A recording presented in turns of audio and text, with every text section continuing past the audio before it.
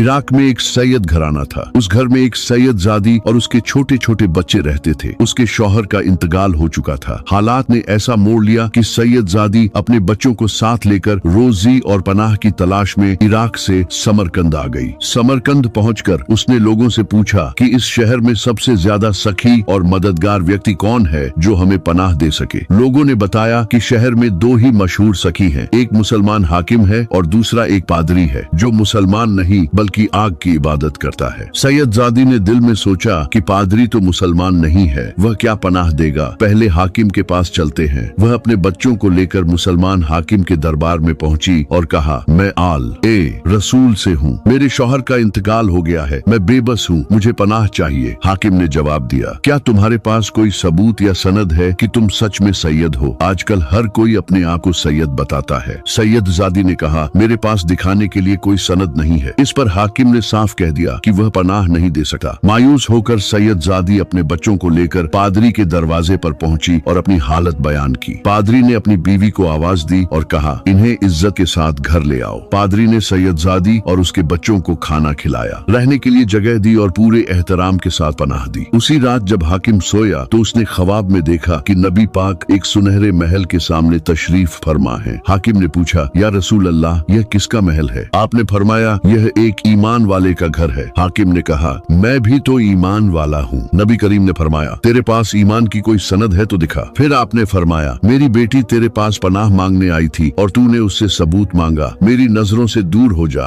हाकिम कांप उठा। जब वह जागा तो पछतावे में डूब गया। नंगे सिर और नंगे पांव आधी रात पादरी के घर पहुंचा और दरवाजा खटखटाया। पादरी बाहर आया तो हाकिम ने कहा, वह मेहमान मुझे दे दो, मैं तुम्हें 300 दीनार दूंगा। पादरी ने कहा, अगर तुम मुझे सारी दुनिया की दौलत भी दे दो तब भी नहीं, और जान लो जो ख्वाब तुमने देखा वही ख्वाब मैंने भी देखा है। रसूल अल्लाह ने तुम्हें अपनी नजरों से दूर किया और मेरी तरफ मुतवज्जह होकर फरमाया, तुमने मेरी बेटी को पनाह दी, खाना खिलाया और उसकी इज्जत की। अल्लाह ने तुम्हें और तुम्हारे पूरे घराने को बख्श दिया। आज मेरा पूरा खानदान कलमा पढ़कर मुसलमान हो चुका है और रसूल अल्लाह ने फरमाया है कि तुम और तुम्हारा खानदान जन्नती हो। पादरी ने हाकिम से कहा, जा, देखे हुए और अनदेखे में बहुत फर्क होता है। मैंने बंद आंखों से सौदा किया था। यह वाकया हमें सिखाता है कि असली कदर ईमान, अदब और रहम दिली की होती है, न कि सनद और दिखावे की। अगर यह वाकया आपके दिल को छू गया हो तो इसे दूसरों तक जरूर पहुंचाइए। हो सकता है आपका एक शेयर किसी की जिंदगी बदल दे।